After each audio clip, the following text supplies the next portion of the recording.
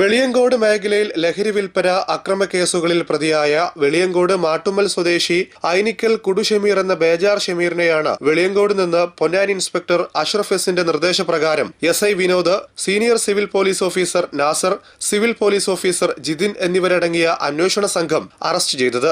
അക്രമ കേസുകളിൽ പ്രതിയായ കുടു ഷമീറിനെ ജില്ലാ കളക്ടറുടെ ഉത്തരവ് പ്രകാരം 6 മാസത്തേക്ക് ജില്ലയിൽ പ്രവേശിക്കുന്നത് വിലക്കി നാടുകടത്തിയിരുന്നു. വിലക്ക് കാലാവധി അവസാനിച്ചതിനെ തുടർന്ന് വീണ്ടും വെളിയങ്കോടെത്തി മദ്യപിച്ച് പ്രശ്നങ്ങൾ ഉണ്ടാക്കുന്നത് പതിവായിരുന്നു.